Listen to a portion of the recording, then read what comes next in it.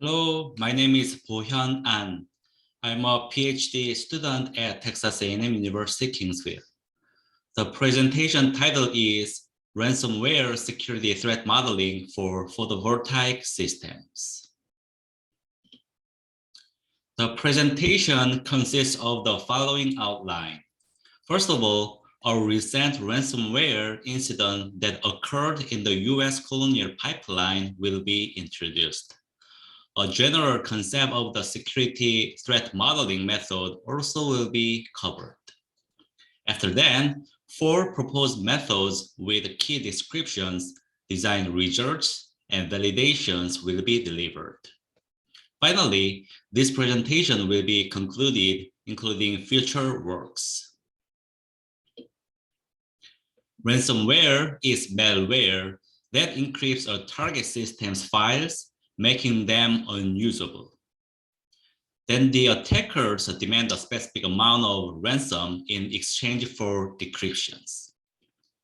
During this attack period, sensitive system information also can be leaked, then shared to other cyber attack groups. Colonial Pipeline is the largest pipeline operator in the US and transports gasoline, diesel fuel, and natural gas from Houston, Texas to New York.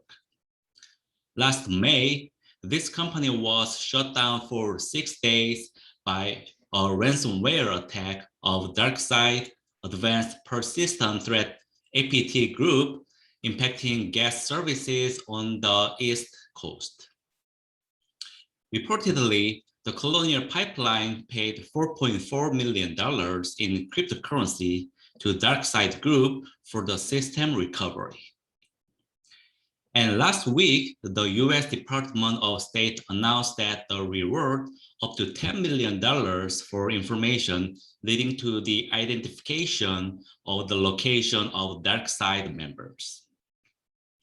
Our team anticipates that a similar ransomware attack can occur in critical power infrastructures such as the growing PV systems.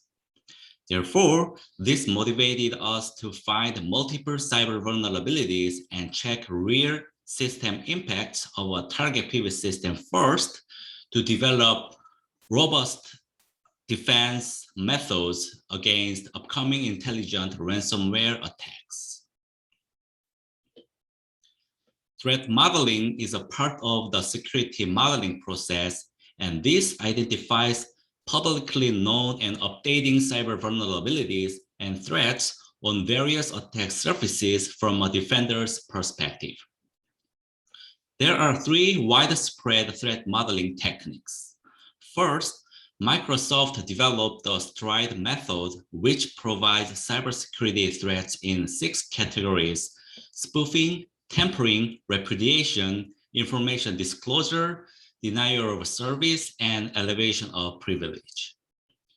Second, the CVE method identifies and classifies publicly disclosed cybersecurity vulnerability list. Third, the CVSS method quantifies the vulnerability severity scores, allowing security experts to prioritize defense responses and resources to corresponding threats. This left side figure shows the Microsoft STRIDE modeling tool. And the right figure is STRIDE threat modeling chart with a combination of the CVE and CVSS techniques. Attack modeling expresses attack techniques, tools, and vectors to approach a targeted goal from an attacker's perspective. Mathematical or graphical modeling, KPAC, or cyber kill chain methods can be used to design an attack model. For instance, the attack tree technique is a representative graphical modeling method enumerating several attack paths and its final attack goal. By integrating the KPAC method into the attack tree, an attack success rate can be derived. 4 methods: system identification, threat modeling, attack modeling, and penetration testing are proposed for ransomware security threat modeling for PV systems. The penetration testing will partially validate the first 3 methods. The system identification step finds all cyber and physical key components of a target system in terms of security. For this step, an ICS layer-based PV system diagram is designed based on the Purdue ICS model. 2 main networks, a utility-owned network and vendors' wide area networks, are identified first. They can be considered as main ransomware attack surfaces according to several ransomware attack studies. Regarding the target PV system, the model is designed in MATLAB Simulink, consisting of the PV inverter's primary controller, external, secondary, and tertiary control functions. The network protocols of the PV system include TCP/IP over TLS for general purpose and Modbus in the field operations. Based on the network included system identification step, the threat modeling step is conducted. Using the STRIDE method, a data flow-based threat model is designed to represent multiple cyber threat spots visually. For example, the remote desktop protocol can be a threat point in terms of elevation of privilege E, because an adversary can illegally obtain a credential to access this point.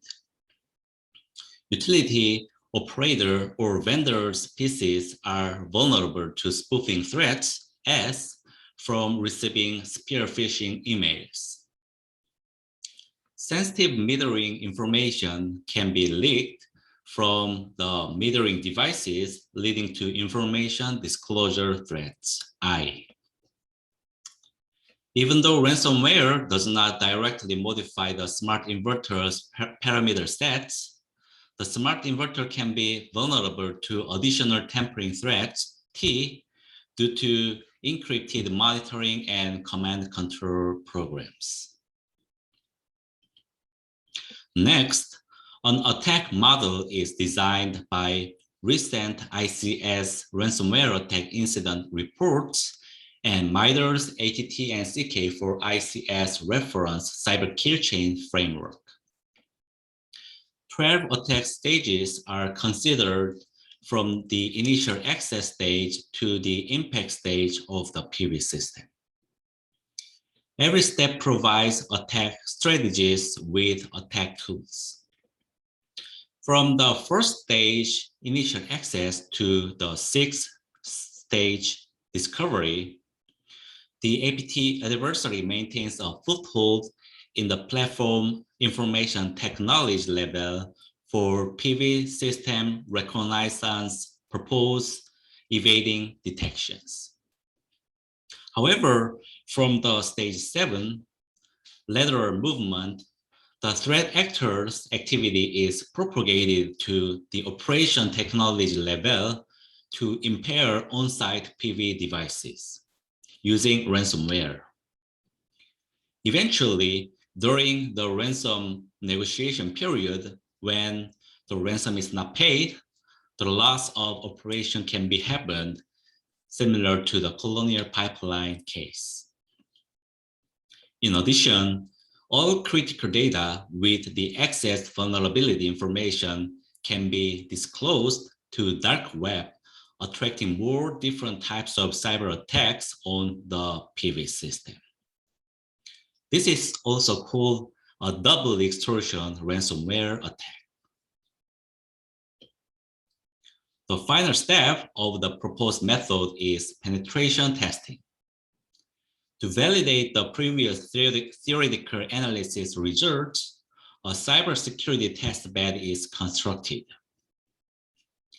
This includes the PV system model simulated by the real-time operative simulator, a physical network layer of inverter simulation model using Raspberry Pi, a data manager that collects multiple inverter information programmed in Raspberry Pi, a vendor's server, an operator's server, and an attacker's Kali Linux PC.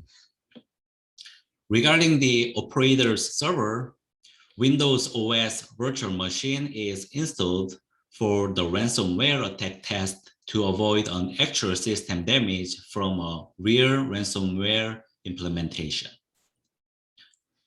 The right side figures show normal PV system operations in the operator's server. Figure A indicates a real-time monitoring program of active power that's generated from the PV inverter. Figure B describes a remote command control program to change a set point of the PV inverter. They are programmed by Python code. Following the attack model design, a backdoor attack is implemented using the Metasploit tool of Kali Linux. First of all, a backdoor malware had established then initiated to the operator's server by a social engineering method, reflecting the initial access stage in the attack model. Following the upper left figure A, the yellow box indicates the backdoor attack evidences. From the Kali Linux attacker's PC, the attacker can remotely explore the victim's server environment, which files are currently exist. Then the real dark-side ransomware is remotely updated to the victim's operator server, then deployed to compromise the system. As a result, critical PV monitoring and command control programs are encrypted, preventing to manage the PV system operation. The generated text file includes instructions on how to pay a ransom to DarkSide APT group for the decryption of the system. Following the Colonial Pipeline incident, the PV system operation is also proactively halted to avoid additional malicious PV system impact. This interrupts the PV power supply to the grid. If the operator manages a large enough PV system, a potential blackout can occur in a community like the pipeline operation halt caused the fuel outage on the East Coast. In this work, the four proposed methods, system identification, threat modeling, attack modeling, and penetration testing are introduced for the ransomware security threat modeling of the PV system.